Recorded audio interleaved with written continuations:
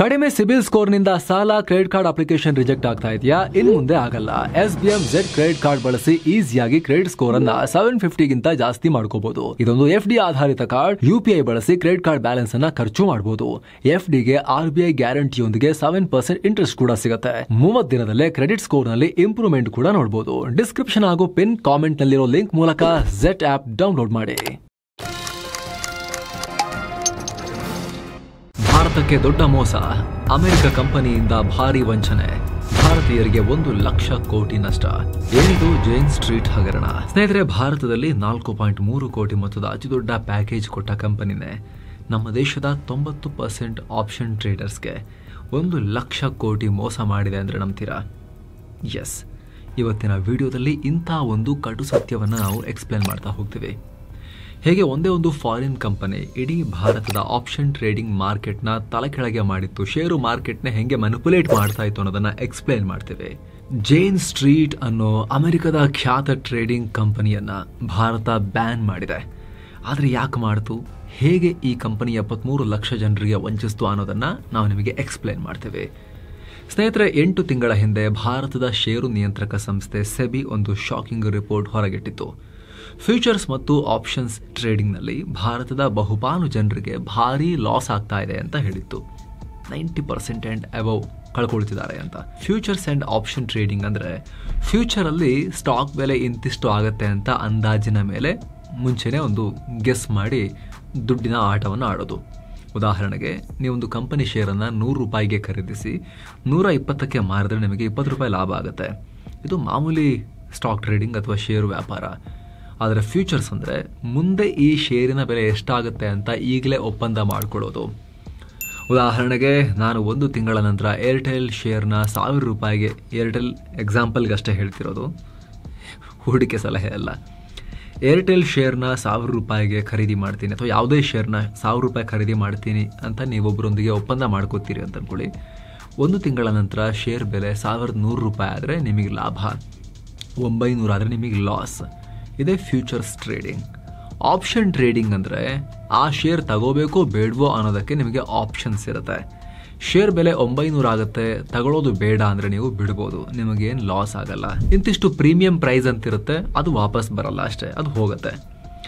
So ಇದು futures ಮತ್ತು options trading. Simple ಆಗಿ ಒಂದೊಂದು ಲೈನಲ್ಲಿ ಹೇಳಬೇಕು ಅಂದರೆ, ಇಂಥ ಭವಿಷ್ಯದ ಆಟದಲ್ಲಿ ಭಾರತೀಯರಿಗೆ ಭಾರಿ ಲಾಸ್ ಆಗ್ತಾ ಇದೆ ಅಂತ ಸೆಬಿ ರಿಪೋರ್ಟ್ ಕೊಟ್ಟಿತ್ತು. ಆ ರಿಪೋರ್ಟ್ನ ಇನ್ನೂ ಡೀಟೇಲ್ ಆಗಿ ನೋಡಿದಾಗ 2024ರಲ್ಲಿ ಭಾರತದ 91.1% ಇಂಡಿವಿಜುವಲ್ ಟ್ರೇಡರ್ಸ್ಗೆ ಫ್ಯೂಚರ್ಸ್ ಮತ್ತು ಆಪ್ಷನ್ಸಲ್ಲಿ ಲಾಸ್ ಆಗಿದೆ. ಆ್ಯಾವ್ರೇಜ್ ಲಾಸ್ ನೋಡಿದ್ರೆ ಸುಮಾರು 73 ಲಕ್ಷ ಜನ ಸರಾಸರಿ 1.15 ಲಕ್ಷ ರೂಪಾಯಿ ದುಡ್ಡನ್ನು ಕಳ್ಕೊಂಡಿದ್ದಾರೆ. ಎಲ್ಲ ಸೇರಿ ಸುಮಾರು 75,000 ಕೋಟಿ ರೂಪಾಯಿ ಭಾರತೀಯರಿಗೆ ಲಾಸ್ ಆಗಿದೆ ಅಂತ ಗೊತ್ತಾಯಿತು. 75,000 ಕೋಟಿ ರೂಪಾಯಿ.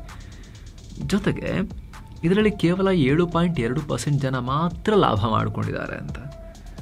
ಆದರೆ ಅದರಲ್ಲೂ ಕೂಡ ಟ್ಯಾಕ್ಸಸ್, ಬ್ರೋಕರೇಜ್ ಚಾರ್ಜಸ್ ಇನ್ನಿತರ ವೆಚ್ಚ ತೆಗೆದ್ರೆ ಕೇವಲ 1% ಜನ ಮಾತ್ರ ಪ್ರಾಫಿಟ್ನಲ್ಲಿದ್ದಾರೆ ಅನ್ನೋ ಸ್ಫೋಟಕ ಸತ್ಯ ಹೊರಗೆ ಬಂತು.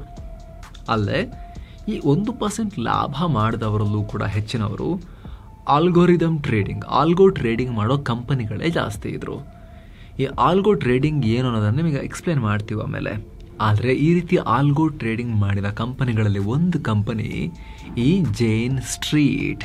ಈ ಜೈನ್ ಸ್ಟ್ರೀಟ್ ಕಳೆದ 2 ವರ್ಷಗಳಲ್ಲಿ ಇಂಡಿಯನ್ ಮಾರ್ಕೆಟ್ನಿಂದ 36,000 ಕೋಟಿ ರೂಪಾಯಿ ಲಾಭ ಮಾಡಿಕೊಂಡಿತ್ತು. ನೀವು ಈ ಜೈನ್ ಸ್ಟ್ರೀಟ್ ಬಗ್ಗೆ ಕೇಳಿರ್ಬೋದು. ಕಳೆದ ವರ್ಷ IIT ಮಡ್ರಾಸ್ನ ಒಬ್ಬ ವಿದ್ಯಾರ್ಥಿಗೆ 4.3 ಕೋಟಿ ರೂಪಾಯಿ ಪ್ಯಾಕೇಜ್ ಕೊಟ್ಟಾಗ ಕಂಪನಿ ಸುದ್ದಿಯಾಗಿತ್ತು. ಪ್ರತಿ ತಿಂಗಳು 35 ಲಕ್ಷ ಸಂಬಳ ಕೊಡ್ತೀವಿ ಅಂತ ಹೇಳಿತ್ತು. ಆದರೆ ಇವರಿಗೆ ಆಪ್ಷನ್ಸ್ ಮತ್ತು ಟ್ರೇಡಿಂಗ್ನಲ್ಲಿ ಎಲ್ಲರೂ ಇಷ್ಟೊಂದು ಲಾಸ್ ಮಾಡ್ಕೊಳ್ತಿದ್ದಾರೆ, ನೀವು ಮಾತ್ರ ಹೇಗೆ ಲಾಭ ಮಾಡ್ತಾ ಇದ್ದೀರಿ ಅಂತ ಕೇಳಿದಾಗ ಇವರು, ನಮ್ಮ ಬಳಿ ಸೀಕ್ರೆಟ್ ಸ್ಟ್ರಾಟಜೀಸ್ ಇವೆ, ಅದರಿಂದ ನಾವು ದುಡ್ಡು ಮಾಡ್ತಾ ಇದ್ದೀವಿ. ಆದರೆ ಇದಕ್ಕೆ ನಮಗೆ digital data engineers, IIT students ಮತ್ತು ದೊಡ್ಡ ದೊಡ್ಡ ವಿಶ್ವವಿದ್ಯಾಲಯಗಳಿಂದ ಬರೋ ಟ್ಯಾಲೆಂಟೆಡ್ ಪೀಪಲ್ ಬೇಕಾಗ್ತಾರೆ ಅಂತ ಉತ್ತರ ಕೊಟ್ಟಿದ್ರು. ಆದರೆ ಕಳೆದ ವರ್ಷ ಏಪ್ರಿಲ್ನಲ್ಲಿ ಕಂಪನಿ ಅಮೆರಿಕದ ತಮ್ಮ ಮಾಜಿ ನೌಕರರ ವಿರುದ್ಧ ಕೇಸ್ ಹಾಕಿತ್ತು.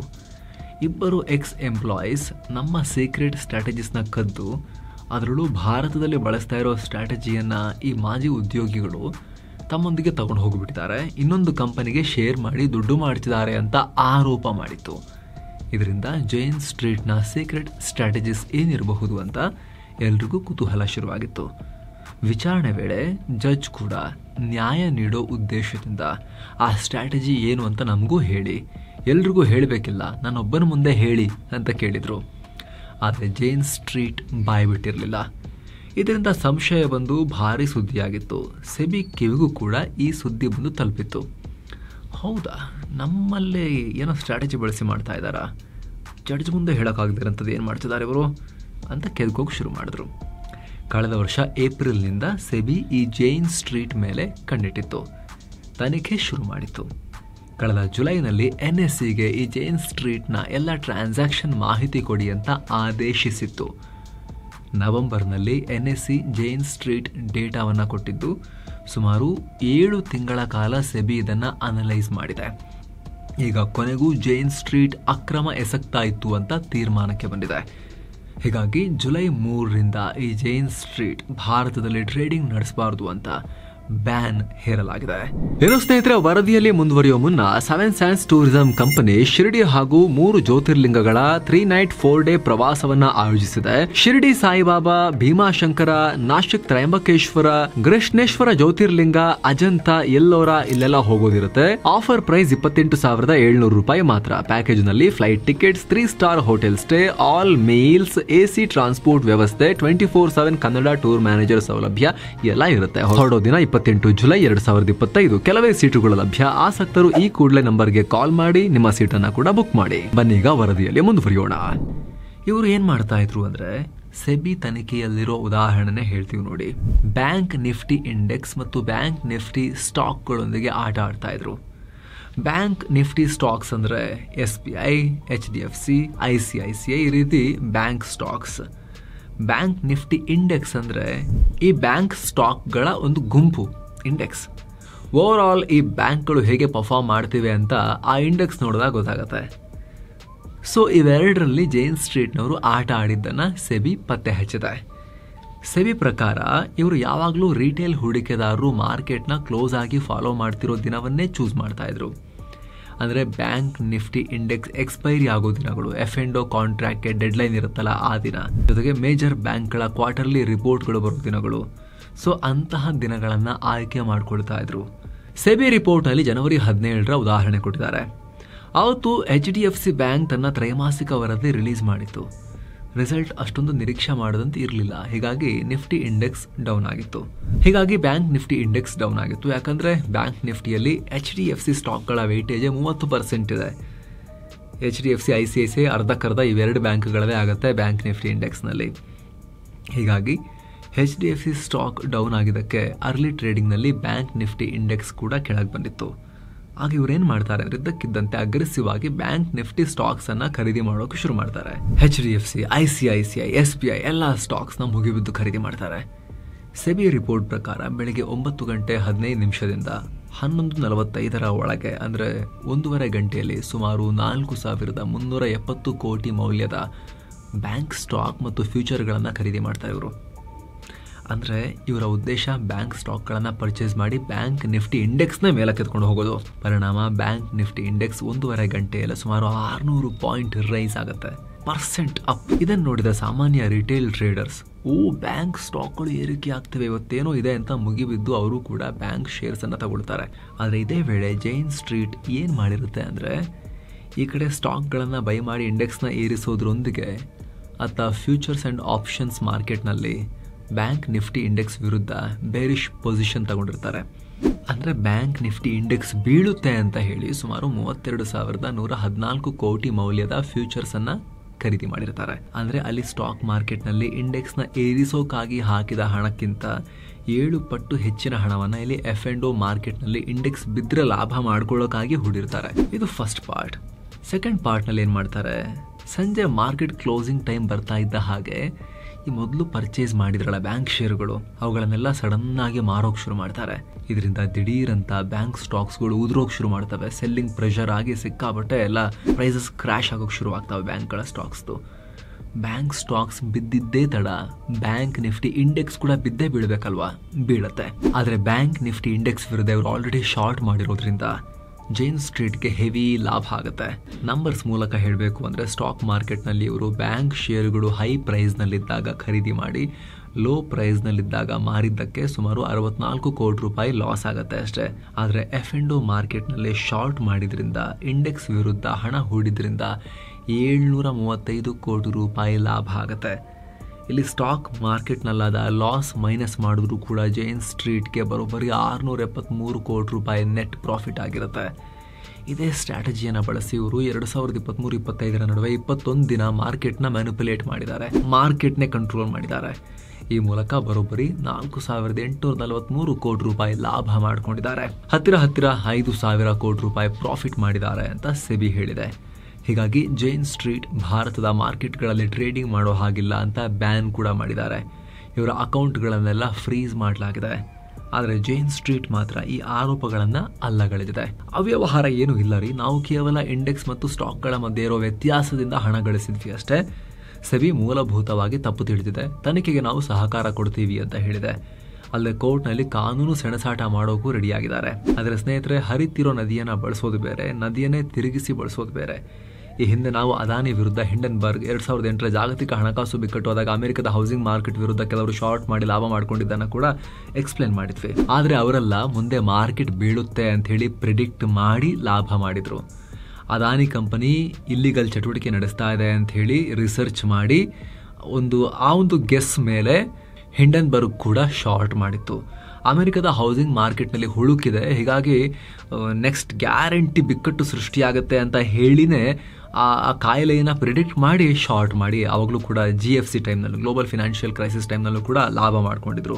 ಆದರೆ ಇಲ್ಲಿ ಜೈನ್ ಸ್ಟ್ರೀಟ್ ಪ್ರಿಡಿಕ್ಟ್ ಮಾಡಿರೋದಲ್ಲ, ಮಾರ್ಕೆಟ್ನೇ ಮ್ಯಾನಿಪುಲೇಟ್ ಮಾಡಿ ಮಾರ್ಕೆಟ್ನೇ ಕಂಟ್ರೋಲ್ ಮಾಡಿ ತಿರುಗಿಸಿ ಲಾಭ ಮಾಡ್ಕೊಂಡಿದೆ. ಹೀಗಾಗಿ ಇದು ಕಾನೂನು ಬಾಹಿರ ಅನ್ನೋದು ಅನೇಕ ತಜ್ಞರ ಅಭಿಪ್ರಾಯ. ಇನ್ನೂ ಸಿಂಪಲ್ ಆಗಿ ಹೇಳಬೇಕು ಅಂದರೆ ಗ್ಲೋಬಲ್ ಫಿನಾನ್ಷಿಯಲ್ ಕ್ರೈಸಿಸ್ ಟೈಮ್ನಲ್ಲಿ ಒಂದಷ್ಟು ಜನ ತುಂಬ ಕೆಟ್ಟ ಸಾಲಗಳನ್ನು ಕೊಟ್ಟುಬಿಟ್ಟಿದ್ದಾರೆ ಬ್ಯಾಂಕ್ನವರು. ಸರಿಯಾಗಿ ಇವರು ಶ್ಯೂರಿಟಿ ಕರೆಕ್ಟಾಗಿಲ್ಲದೆ, ಕ್ರೆಡಿಟ್ ಸ್ಕೋರ್ ಕರೆಕ್ಟಾಗಿಲ್ಲದೆ, ಅನರ್ಹರಿಗೂ ಕೂಡ ಸಾಲ ಕೊಟ್ಟು ತುಂಬ ಕೆಟ್ಟ ಸಾಲಗಳು, NPA ತುಂಬ ಇದೆ, ಇದು ಮುಂದೆ ಕ್ರ್ಯಾಶ್ ಆಗೇ ಆಗುತ್ತೆ, ಇದು ಬ್ಯಾಡ್ ಲೋನ್ಸ್ ತುಂಬ ಇದೆ ಅಂಥೇಳಿ ಆ ಕಾಯಿಲೆಯನ್ನು ಪತ್ತೆ ಹಚ್ಚಿ ಓಕೆ ನೆಕ್ಸ್ಟ್ ಗ್ಯಾರಂಟಿ ದೊಡ್ಡದೊಂದು ಮಹಾಮಾರಿ ಬರುತ್ತೆ ಅಂಥೇಳಿ ಪತ್ತೆ ಹಚ್ಚಿ ಮುಂದೆ ಆಗೋ ಮಾರ್ಕೆಟ್ನ ಒಂದು ಪಾಸಿಬಿಲಿಟಿ ಏನಿದೆ ಆರ್ಥಿಕತೆದು ಅದಕ್ಕೆ ರಿಯಾಕ್ಟ್ ಮಾಡಿದರು. ಅದಕ್ಕೋಸ್ಕರನೇ ಆ ರೀತಿ ರಿಯಾಕ್ಟ್ ಮಾಡೋಕೆ ಇರಬೇಕು ಅಂತಲೇ, ಮಾರ್ಕೆಟ್ಗೆ ರಿಯಾಕ್ಟ್ ಮಾಡೋಕೆ ಅಂತಲೇ ಇದು ಫ್ಯೂಚರು, ಆಪ್ಷನ್ಸು, ಈ ಶಾರ್ಟ್ ಮಾಡೋದು ಅವೆಲ್ಲ ಒಂದು ಆಪ್ಷನ್ ಆಗಿರೋದು. Simple buying and selling stocks ಇದೆಯಲ್ಲ, ಅದು ಬಿಟ್ಟು ಕೂಡ ಈ ಥರದ್ದೆಲ್ಲ ಆಪ್ಷನ್ಸ್ ಇರೋದು. ಆದರೆ ಜೈನ್ ಸ್ಟ್ರೀಟ್ ಮಾಡಿರೋದೇನು ಅಂತ ಹೇಳಿದ್ರೆ, ಕಾಯಿಲೆ ಇದೆ ಅಂಥೇಳಿ ರಿಯಾಕ್ಟ್ ಮಾಡಿರೋದಲ್ಲ, ಕಾಯಿಲೆಯನ್ನು ಇವರೇ ತಂದಿರೋದು, ಕಾಯಿಲೆಯನ್ನು ಇವರೇ ತಂದು ರೋಗವನ್ನು ಇವರೇ ಹರಡಿ ಆಮೇಲೆ ಇವರೇ ಔಷಧಿ ಮಾರಕ್ಕೆ ಹೋಗೋದು ಹೆಂಗಿರುತ್ತೆ, ಆ ರೀತಿ ಮಾಡಿರೋದು ಜೈನ್ ಸ್ಟ್ರೀಟ್. ಮಾರ್ಕೆಟ್ಗೆ ರಿಯಾಕ್ಟ್ ಮಾಡಿಲ್ಲ, ಎಕಾನಮಿಯ ಸೂಕ್ಷ್ಮತೆಗಳನ್ನು ಅಬ್ಸರ್ವ್ ಮಾಡಿಕೊಂಡು ಅದಕ್ಕೆ ಇವರು ರಿಯಾಕ್ಷನ್ ಆಗಿ ಈ ಎಲ್ಲ ಚಟುವಟಿಕೆ ಮಾಡಿಲ್ಲ. ಬದಲಿಗೆ ಸ್ಟಾಕ್ ಮಾರ್ಕೆಟ್ನೇ ಕಂಟ್ರೋಲ್ ಮಾಡಿ, ಸ್ಟಾಕ್ ಮಾರ್ಕೆಟ್ನ ಬೇಕಾದ ಹಾಗೆ ಆಟ ಆಡಿಸಿ ಅದರಲ್ಲಿ ಲಾಭ ಮಾಡಿಕೊಂಡಿದ್ದಾರೆ ಅನ್ನೋದು ಇಲ್ಲಿರುವಂಥ ಮುಖ್ಯವಾಗಿರೋ ಲೀಗಲ್ ಪಾಯಿಂಟ್. ಜೊತೆಗೆ ಸ್ನೇಹಿತರೆ, ಇದಿನ್ನೂ ಇವರ ಒಂದು ಸ್ಟ್ರಾಟಜಿಯಿಂದ, ಒಂದು ಸೆಕ್ಟರ್ನಲ್ಲಿ ಮಾಡಿರೋ ಕಳ್ಳಾಟದಿಂದ ಬಯಲಾಗ್ತಿರೋ ಅವ್ಯವಹಾರ. ಇದೇ ರೀತಿ ಮತ್ತಿನ್ಯಾವ ಸ್ಟ್ರಾಟಜಿ ಮಾಡಿ ಎಷ್ಟೆಷ್ಟು ಲಾಭ ಮಾಡಿಕೊಂಡಿದ್ದಾರೆ ತನಿಖೆ ಆಗ್ತಾ ಇದೆ. ಈ ರೀತಿ ಮಾಡ್ತಿರೋರು ಇವರೊಬ್ಬರೂ ಅಲ್ಲ, ಭಾರತದ ಫ್ಯೂಚರ್ಸ್ ಆ್ಯಂಡ್ ಆಪ್ಷನ್ಸ್ ಮಾರ್ಕೆಟ್ನಲ್ಲಿ ಈ ರೀತಿ ಸುಮಾರು ದೊಡ್ಡ ದೊಡ್ಡ ಕಂಪನಿಗಳು ಆಟ ಆಡ್ತಿದ್ದಾರೆ. ಹೀಗಾಗಿನೇ ರಿಟೇಲ್ ಟ್ರೇಡರ್ಸ್ಗೆ 2024ರಲ್ಲಿ ಬರೋಬ್ಬರಿ 1 ಲಕ್ಷ ಕೋಟಿ ರೂಪಾಯಿ ಲಾಸ್ ಆಗಿದೆ. ಅದರಲ್ಲೂ ಈ F&O ಮಾರ್ಕೆಟ್ ಅನ್ನೋದು ಝೀರೋ ಸಮ್ ಗೇಮ್. ಯಾರಾದರೂ 100 ರೂಪಾಯಿ ಲಾಭ ಮಾಡ್ಕೋತಾರೆ ಅಂದರೆ ಮತ್ತೊಬ್ಬರು 100 ರೂಪಾಯಿ ಕಳೆದುಕೊಳ್ಳಲೇಬೇಕು. ಅಂಥದ್ರಲ್ಲಿ ಈ ದೊಡ್ಡ ಕಂಪನಿಗಳು ತಮ್ಮ ಹಣದ ಶಕ್ತಿಯಿಂದ, ಅಡ್ವಾನ್ಸ್ಡ್ ಕಂಪ್ಯೂಟರ್ ಆಲ್ಗೊರಿದಮ್ಗಳಿಂದ ಮಾರ್ಕೆಟ್ನೇ ಕಂಟ್ರೋಲ್ ಮಾಡಿ ಅದರಿಂದ ಚೆನ್ನಾಗಿ ಹಾಲು ಕರಿತಾ ಇದ್ದಾರೆ. ನಿಮಗೆ ಆಶ್ಚರ್ಯ ಆಗ್ಬೋದು, ಬೇರೆ ಟ್ರೇಡಿಂಗ್ ಕಂಪನಿಗಳು ಒಳ್ಳೊಳ್ಳೆ CAಗಳು, MBA ಸ್ಟೂಡೆಂಟ್ಸ್, ಕಾಮರ್ಸ್ ಸ್ಟೂಡೆಂಟ್ಸ್ನ ಹೈರ್ ಮಾಡಿದ್ರೆ ಈ Jane Street IIT, computer science, top data ಆನಲಿಸ್ಟ್ಗಳನ್ನು ಹೈರ್ ಮಾಡ್ತಾ ಇತ್ತು. ಹೈಲಿ ಅಡ್ವಾನ್ಸ್ಡ್ ಆಲ್ಗೊರಿದಮ್ಗಳನ್ನು, ಸಾಫ್ಟ್ವೇರ್ಗಳನ್ನು ಬಳಸ್ತಾ ಇತ್ತು. ಹೀಗಾಗಿ ರಿಟೇಲ್ ಹೂಡಿಕೆದಾರರು ಕಂಪ್ಯೂಟರ್ ವಿರುದ್ಧ ಟ್ರೇಡ್ ಮಾಡಬೇಕಾಗ್ತಾ ಇತ್ತು. ಇದರಿಂದ ಸಹಜವಾಗಿ ಲಾಸ್ ಮಾಡ್ಕೊಳ್ತಾ ಇದ್ರು. ಇದಕ್ಕೆ ಸಂಬಂಧಪಟ್ಟಂತೆ ನಿಮಗೇನು ಅನಿಸುತ್ತೆ ಸ್ನೇಹಿತರೆ, ಅದನ್ನು ಕಾಮೆಂಟ್ ಮಾಡಿ ತಿಳಿಸಿ. ಮತ್ತೆ ಭೇಟಿ ಆಗ್ತಿರೋಣ. ನಮಸ್ತೆ.